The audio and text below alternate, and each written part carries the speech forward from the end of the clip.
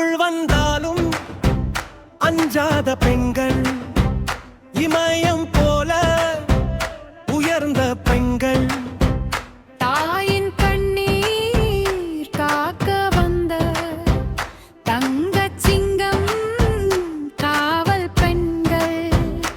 தெரு முழுவதும் நம்பிக்கை வந்து தீமை எல்லாம் ஓடிடுமே.